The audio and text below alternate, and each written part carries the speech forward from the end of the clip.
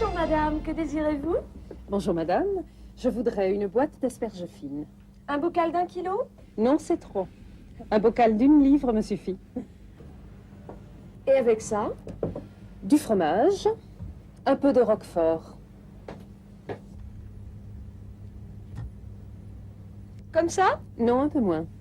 Plus? Comme ça, c'est assez, merci.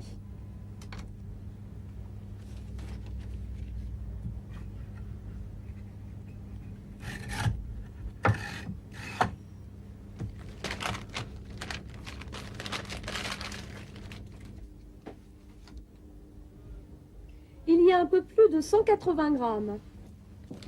Et avec ça? De l'huile d'olive. 1 litre ou un demi-litre? 1 litre.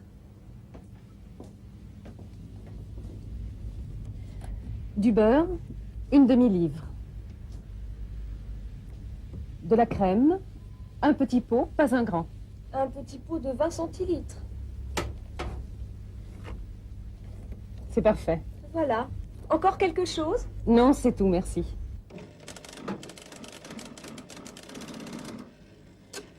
Ça fait 59 francs 20. Voilà 60 francs.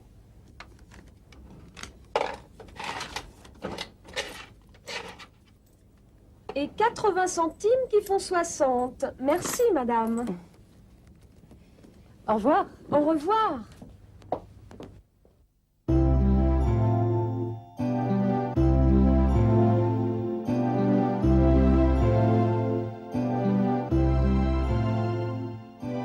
Victor, connais-tu cette femme? Non. C'est Catherine, la femme de Pierre Châtel. Et où est Madame Châtel? Dans une épicerie fine. Que veut Catherine? Elle veut un bocal d'asperges fines. Un bocal d'1 livre. Il lui faut beaucoup de fromage? Environ 150 grammes. Victor, elle a besoin d'autre chose? Elle voudrait une bouteille d'huile d'olive, une demi-livre de beurre et un pot de 20 centilitres de crème. Ça fait combien? 59 francs 20. Oh, c'est bon marché. Et en plus, la vendeuse lui rend de l'argent. Oui, Victor, 80 centimes. Une fortune. Madame Châtel n'a pas perdu sa journée.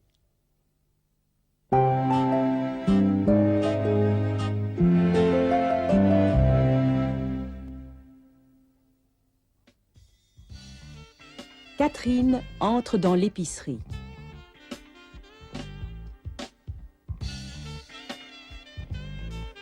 Elle voudrait un bocal d'asperges et du fromage.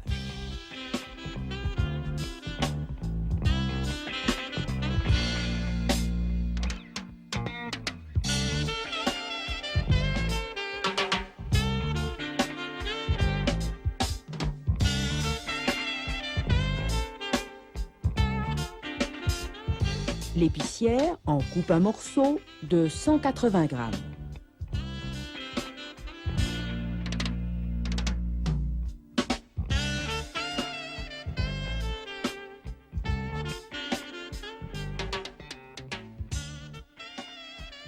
Catherine voudrait aussi 1 litre d'huile d'olive, une demi-livre de beurre et de la crème.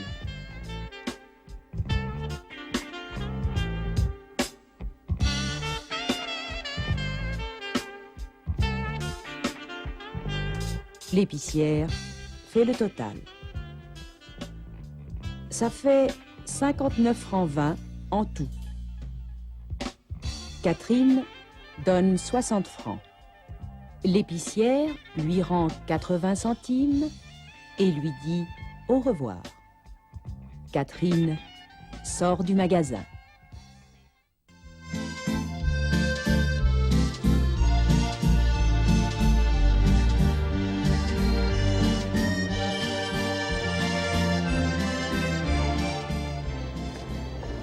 Tu as nos billets? Non, je vais les prendre. Pendant ce temps, on va chercher des journaux. Mais ne prends pas le magazine Lingua, je l'ai déjà. Que fais-tu? Je cherche mon porte-monnaie. Bonjour monsieur. 2 allers-retours pour Genève. Départ aujourd'hui par le TGV de 10h30 et retour lundi soir, s'il vous plaît. Première ou deuxième classe? Fumeur ou non fumeur? Première non fumeur. Pardon, le TGV de 10h30, est-il avec ou sans supplément? Sans supplément.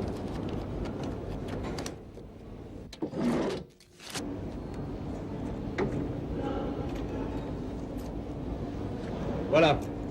Mais vous n'êtes pas sur la liste de réservation. Et alors? Alors n'oubliez pas de voir le contrôleur. C'est lui qui vérifie les places disponibles après le départ. Merci.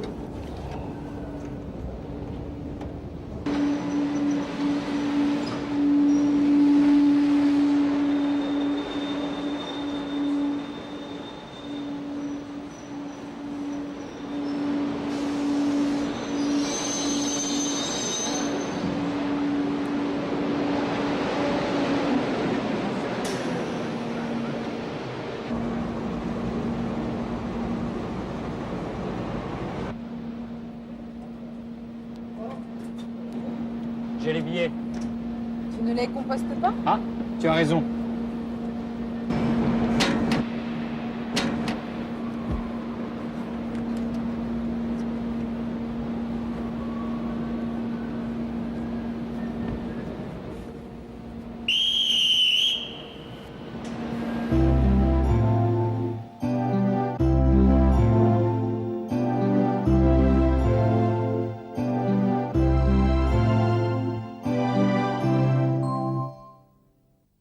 Que demande Monique à Alain? Elle lui demande s'il a les billets. Est-ce qu'il les a déjà? Non, pas encore. Il va les prendre. Et Monique? Elle doit aller chercher des journaux pour le voyage. Mais que se passe-t-il?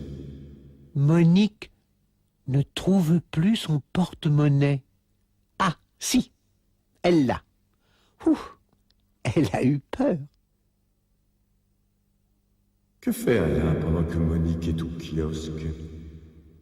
Il prend les billets. Tiens, il voyage en première classe. Oui, c'est plus confortable et plus agréable. Mais c'est plus cher. Il faut payer la réservation et parfois un supplément. Alain n'a pas réservé. Il n'y a plus de place. Ils vont voyager debout. Non, dans le TGV, il n'y a que des places assises. Mais ils vont s'arranger avec le contrôleur. J'espère bien. De toute manière, ils peuvent s'asseoir au bar.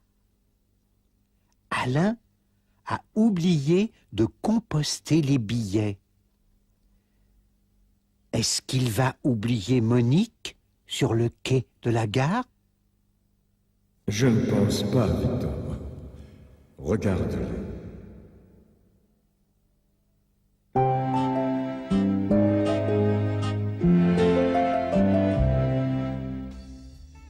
Monique et Alain se retrouvent à la gare au départ des grandes lignes. Alain dit à Monique d'aller acheter des journaux pendant qu'il va prendre les billets. Alain va au guichet. Il demande 2 allers-retours pour Genève, en première classe, non-fumeur, dans le TGV de 10h30.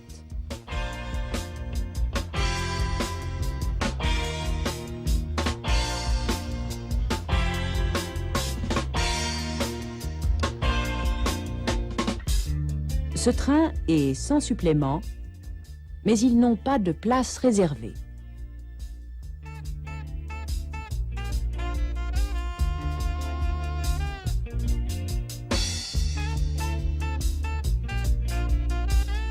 qu'ils doivent aller voir le contrôleur pour avoir des places.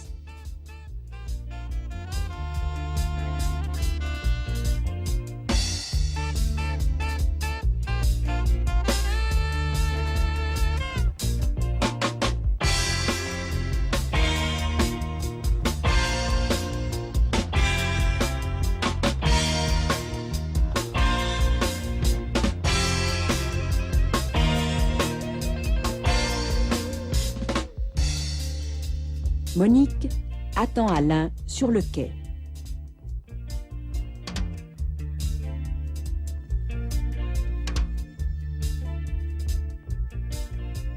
Alain composte les billets et il monte dans le train. Le chef de gare donne le signal du départ et le train part.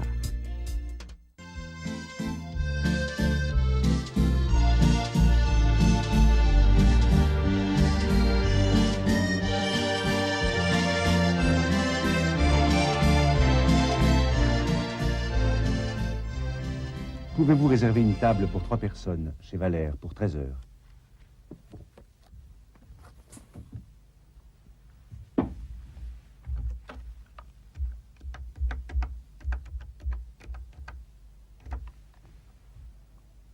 Allô?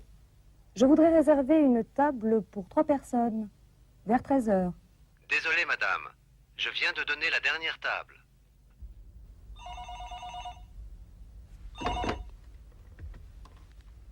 Il n'y a plus de table chez Valère. Essayez le toit de Paris. Il y a toujours une table pour moi.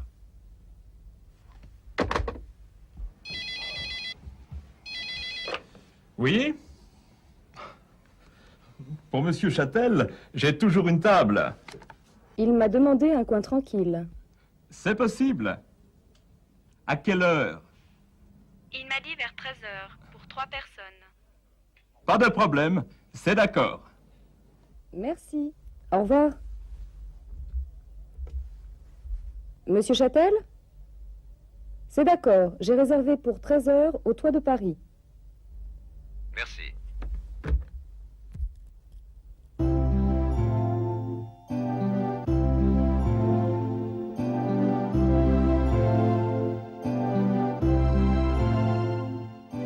Pierre Châtel voudrait réserver une table chez Valère. Oui, Victor. Il demande à la secrétaire de faire la réservation. Il n'y a plus de place. Pierre lui demande d'appeler le toit de Paris parce qu'il y a toujours une place pour lui. C'est certainement un bon client. Pierre a demandé un coin tranquille. Hein? Pour dormir, sans doute. Je t'en prie, Victor. La secrétaire réserve la table pour quelle heure? Je sais. J'ai bien écouté. Voilà. Vers 13 heures. Exact. Exact, Victor. Bravo. La secrétaire dit à Pierre Châtel qu'elle a réservé pour 13 heures au toit de Paris. Il y a une chose que je ne comprends pas. Laquelle? Je ne comprends pas pourquoi c'est la secrétaire qui fait la réservation. Il ne peut pas le faire lui-même? Il doit peut-être faire des choses plus importantes, Victor.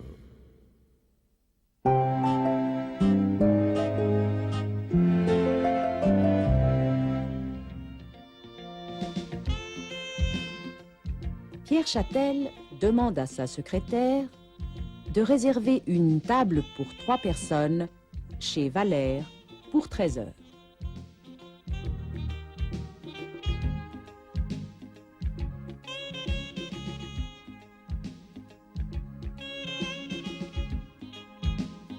Malheureusement, le restaurant chez Valère est complet.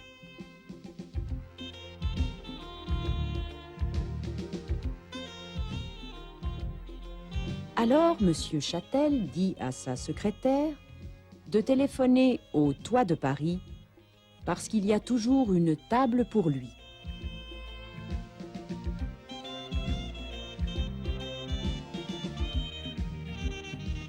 La secrétaire fait la réservation pour 13 heures dans un coin tranquille.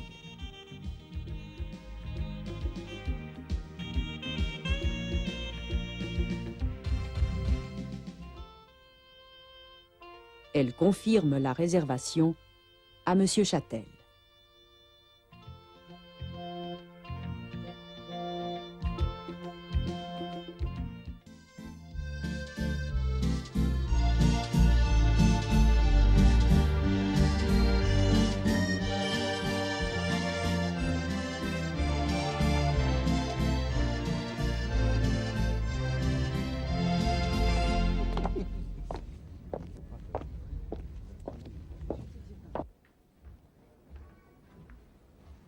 Bonjour, monsieur Châtel. Mes hommages, madame. Je vous ai placé là, c'est tranquille. Merci.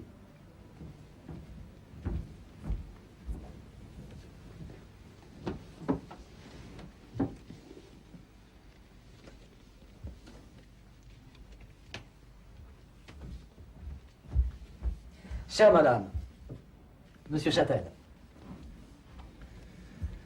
Ils ont une carte simple mais très correcte. La viande est tendre et savoureuse et les autres produits sont toujours très frais. Alors, vous avez choisi? J'ai reçu des champignons aujourd'hui. Je vous en ai gardé. Je n'en ai pas beaucoup, mais j'en ai assez pour faire une belle entrée chaude. Revenue, avec de l'ail. Pas trop d'ail pour moi, s'il vous plaît. Non, juste assez d'ail pour relever le goût.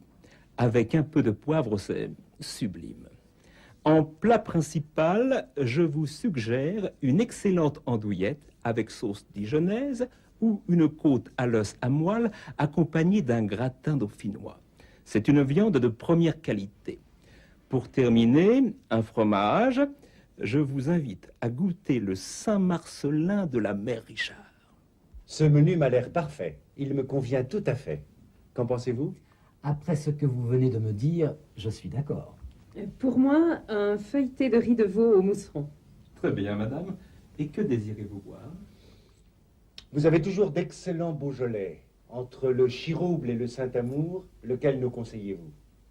Lequel des deux? C'est difficile. Oh, le Saint-Amour, il a la tendresse.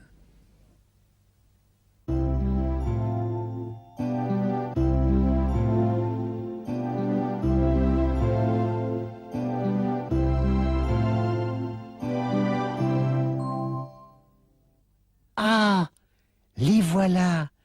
C'est Pierre et Catherine Châtel. Regarde, Victor, c'est magnifique. Ils sont au-dessus des toits. C'est normal, Victor. Ils vont au toit de Paris. C'est le restaurant que monsieur et madame Châtel préfèrent. Maintenant, le patron leur montre la table qu'il a réservée pour eux. Et lui, qui est-ce? C'est Hubert Martin. Il a rendez-vous avec Pierre et Catherine Châtel. Le patron leur donne les cartes. Il leur propose des champignons. J'espère qu'il les a bien choisis. En plat principal, il y a de bonnes choses. Et pour terminer, ils prennent du fromage. Un seul? Moi, je veux un plateau avec beaucoup de fromages différents pour goûter. Si tu veux goûter tous les fromages de France, il te faut de l'appétit.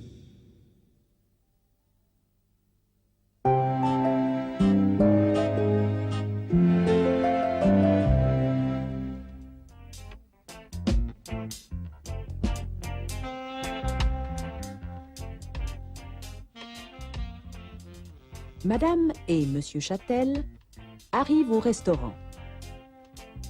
C'est le patron qui les reçoit. Il leur montre leur table et leur donne la carte.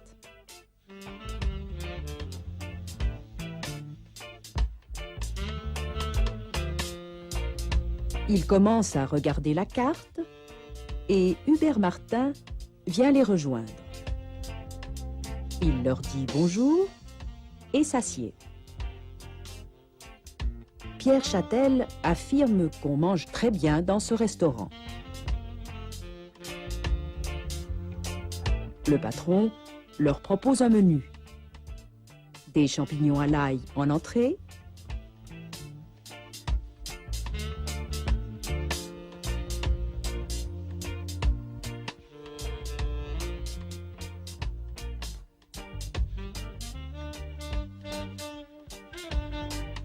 une andouillette ou une côte de bœuf avec du gratin de pommes de terre comme plat principal,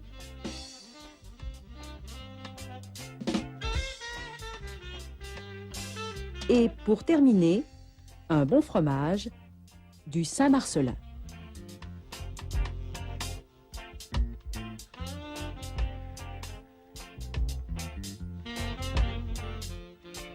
Pierre Châtel et Hubert Martin choisissent le menu proposé, mais Madame Châtel préfère un plat à la carte, un riz de veau au mousseron. Comme vin, ils prennent un Beaujolais, du Saint-Amour.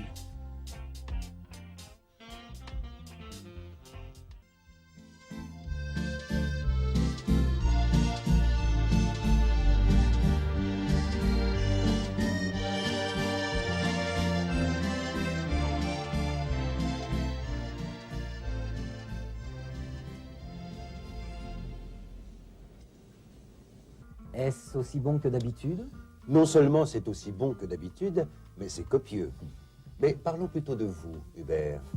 Je suis né au Luxembourg et j'y suis resté jusqu'à l'âge de 5 ans avec mes parents. Après, nous en sommes partis. Arrivés en Espagne, nous nous sommes installés à Madrid et nous y avons vécu 8 ans. Et c'est à 14 ans que je suis venu en France pour la première fois. Après 5 ans, je suis reparti, tout seul, faire mes études à l'université d'Harvard. Vous parlez combien de langues? Je parle 3 langues couramment, le français, l'espagnol et l'anglais. Plutôt l'américain. Tu vois, Pierre, c'est ce qu'il faut pour notre fils Grégoire. Aujourd'hui, on a besoin de parler plusieurs langues.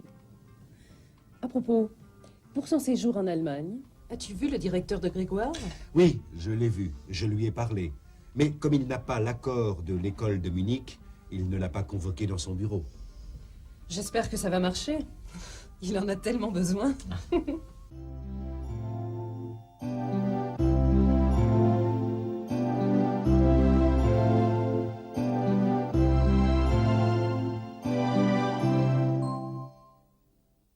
Figure-toi que Hubert est né au Luxembourg. Ben oui, je le savais. Il y est né et il y a vécu jusqu'à l'âge de 5 ans. Et après, ses parents ont déménagé. Oui, ils sont allés en Espagne. Ils se sont installés à Madrid. Hubert y a vécu 8 ans. Il doit bien parler l'espagnol. Oui, il parle 3 langues couramment. Où est-ce qu'il a appris l'anglais? Aux États-Unis, il a fait ses études à l'université d'Harvard. Eh bien, tu vois, Victor, il faut étudier, étudier et encore étudier. Ça doit être bien d'aller dans le pays pour apprendre une langue. Oui, d'ailleurs, Madame Châtel pense que c'est ce qu'il faut pour son fils. Oui, elle veut l'envoyer en Allemagne pour apprendre l'allemand. Elle dit qu'il en a besoin. Est-ce qu'il est tellement mauvais en allemand? C'est sûrement parce qu'il a eu un mauvais professeur. Victor! Mais c'est la vérité. Regardez-moi. Ne suis-je pas bon en français? Si, Victor, si.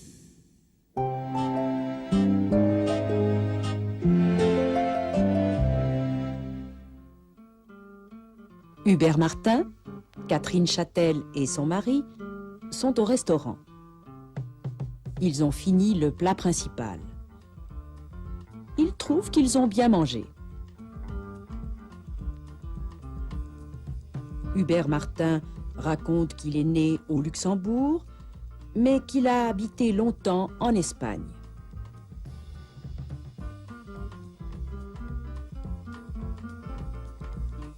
À l'âge de 14 ans, il est venu en France.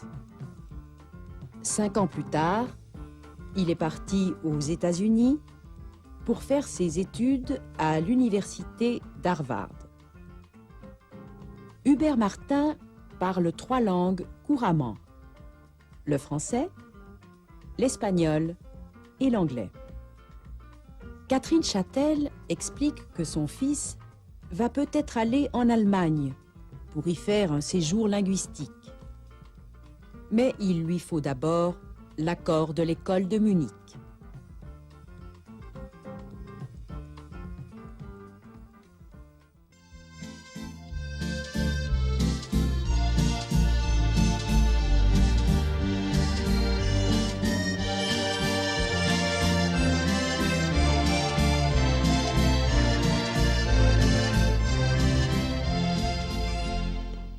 Tiens, quelle bonne surprise. Comment allez-vous? Très bien. Vous venez souvent ici? 2 fois par semaine. Vous êtes sportive? Disons que j'ai besoin de faire du sport. C'est votre raquette? Oui, c'est la mienne. Vous jouez au tennis depuis longtemps? J'ai commencé le tennis à Cannes, quand j'étais au pair dans une famille. Je n'étais libre qu'une journée par semaine, mais j'avais 3 soirées. Alors j'étais au centre 2 soirées sur 3. J'avais vraiment besoin de me défouler en pratiquant un sport. Tiens, voilà mes amis François et Nathalie. Bonjour. François est mon professeur de karaté. C'est le meilleur de Paris. Et Nathalie est une vraie championne de la glisse.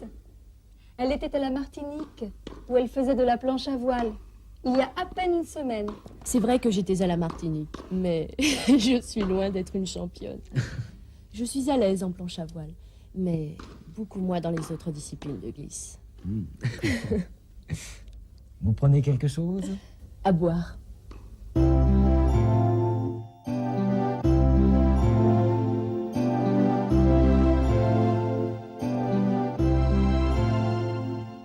Hubert semble très content de rencontrer Anne. Je le comprends. Tu cherches toujours un partenaire? Hubert demande à Anne si elle vient souvent au club. 2 fois par semaine, ce n'est pas mal. Elle dit qu'elle a besoin de faire du sport. Dis-moi, Victor, Anne joue depuis longtemps au tennis? Je ne sais pas. Elle a commencé à Cannes, quand elle était au pair dans une famille. Elle s'occupait d'enfants? Elle n'avait pas beaucoup de temps libre et elle se dépensait sur le cours. Voilà une partenaire rêvée pour toi, Victor. Vous croyez? En tout cas, tous ses amis sont des champions. Nathalie dit qu'elle est loin d'être une championne. Elle est plus à l'aise sur une planche à voile que sur des skis, par exemple. Ah, la Martinique, la plage, les cocotiers quand j'étais jeune et beau. Allons, allons, nous devons étudier la prochaine leçon.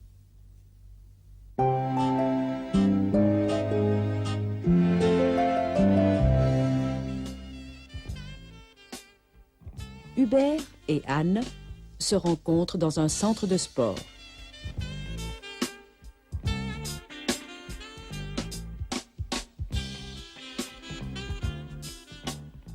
Anne a besoin de faire du sport. Elle vient donc 2 fois par semaine jouer au tennis. Elle raconte à Hubert qu'elle a commencé à faire du tennis à Cannes, quand elle était jeune fille au pair dans une famille. Ses amis arrivent et elle les présente à Hubert. François est professeur de karaté et donne des leçons à Anne. Nathalie vient de passer ses vacances à la Martinique. Là-bas, elle a fait de la planche à voile, mais elle ne se considère pas comme une championne.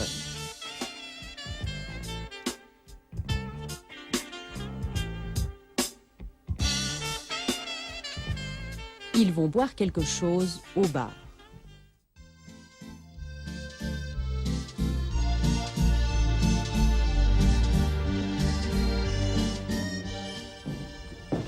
Bonjour, docteur. Bonjour, monsieur Quentin. Alors, qu'est-ce qui ne va pas? En ce moment, j'ai très mal à la tête. Cela dure depuis plusieurs jours. Il me semble que j'ai aussi de la fièvre. En effet, vous n'avez pas l'air en pleine forme. Avez-vous pris votre température? Non. Oh, vous avez plus de 38. Déshabillez-vous, je vais vous examiner dans un petit moment.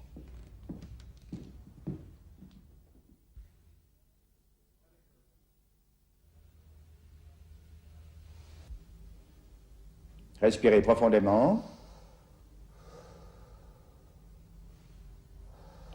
Toussez. Plus fort.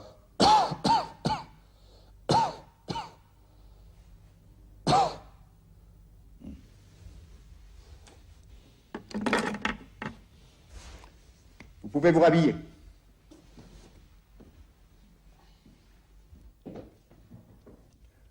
Je vous rassure, c'est une simple grippe. Je vais vous prescrire quelques comprimés. Avec ces médicaments, vous allez vous rétablir très vite. Restez au lit encore demain. Prenez éventuellement un peu de vitamine C le matin. Si vous avez de la fièvre demain soir, rappelez-moi.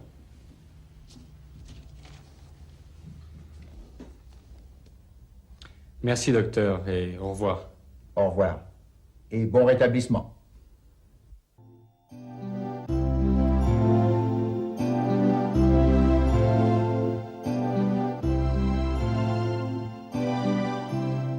Oh, Alain a l'air malade. Il va chez le médecin parce qu'il ne se sent pas bien. Moi, je vous dis qu'il n'a rien. Tu as fait des études de médecine, Victor? Non, mais c'est évident. Il a seulement mal à la tête et un peu de fièvre. Le médecin lui met la main sur le front. À son avis, Alain a plus de 38 de fièvre. Il va l'examiner. Alain a enlevé sa chemise. Ça y est, il peut se rhabiller. Eh bien, dites donc, c'est vite fait. Le médecin lui prescrit quelques comprimés. Avec ces médicaments, il va se rétablir très vite. Il lui dit de rester encore au lit et de prendre de la vitamine C. Bien, Victor. Et si la fièvre continue, il doit rappeler le médecin. Regarde, le médecin prépare l'ordonnance. Il la lui donne maintenant. Bravo, Victor. Tu fais beaucoup de progrès en français. Le docteur souhaite un bon rétablissement à Alain. Au revoir, monsieur. Soignez-vous bien. Et si vous toussez encore demain, appelez... À tes souhaits, Victor.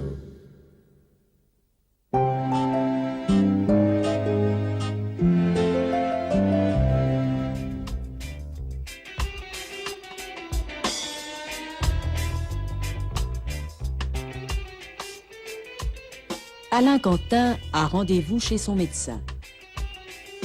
Il ne se sent pas bien depuis plusieurs jours et il a très mal à la tête. Le médecin constate qu'il a plus de 38 de fièvre et lui demande de se déshabiller.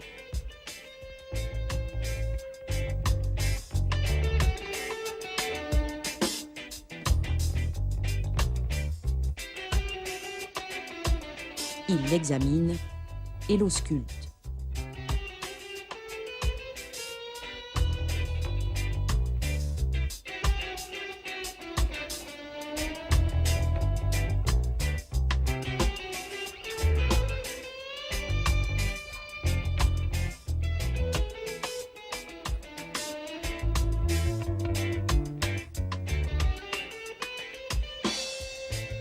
Après l'examen, il rassure Alain. Ce n'est qu'une simple grippe. Il lui prescrit des médicaments et lui dit de rester au lit encore un jour. S'il veut, Alain peut prendre aussi un peu de vitamine C le matin.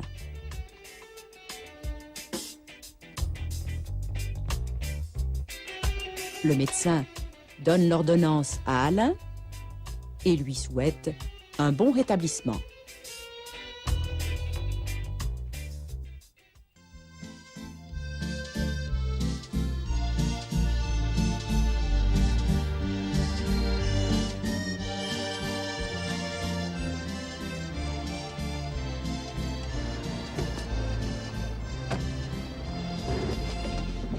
Je peux vous aider?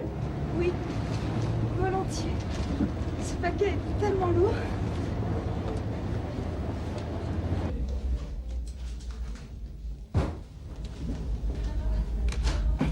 Bonjour, monsieur. Bonjour, madame.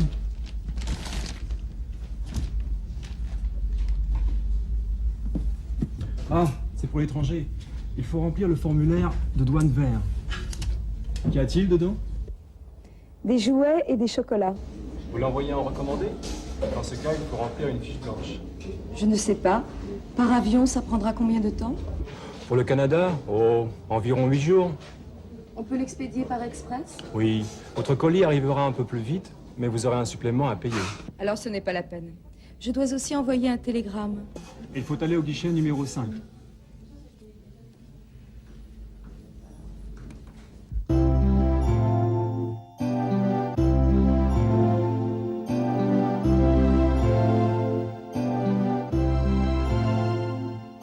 Marielle laisse tomber ses paquets. Ce monsieur va l'aider. Il les lui donne. Il est bien aimable, n'est-ce pas? Qu'est-ce qu'il y a dans ce gros paquet? Je me le demande. Des jouets et du chocolat. Tiens, il me semble qu'on n'est pas encore en décembre. Victor, en France, on fait des cadeaux aux enfants à Pâques aussi. Pas seulement à Noël et à leur anniversaire. Je veux vivre en France. Si tu réponds bien à mes questions, je te ferai un cadeau. Quoi? Tu verras. Bien. Où est-ce que Marielle envoie ses cadeaux? Au Canada. Et ça prendra combien de temps? Environ 8 jours. Une semaine, quoi. Pourquoi est-ce que Marielle ne veut pas envoyer le colis par express? À cause du supplément. Elle ne veut pas payer de supplément. Est-ce qu'elle peut envoyer son télégramme au même guichet? Non, elle doit aller au guichet numéro 5. C'est fini? Alors, qu'est-ce que vous allez m'offrir? Un lapin en chocolat. Blanc? Oui, Victor. Un lapin en chocolat blanc.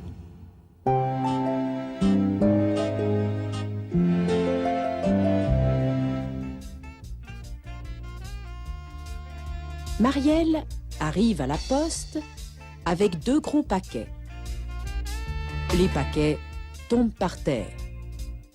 Mais, à ce moment-là, quelqu'un sort de la poste et les ramasse.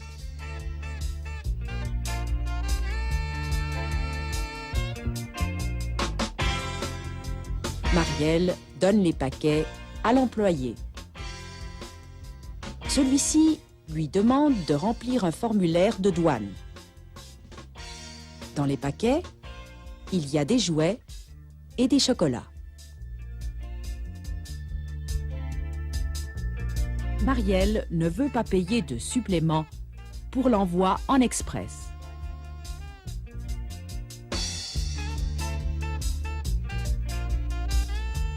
Après cela, elle va à un autre guichet pour envoyer un télégramme.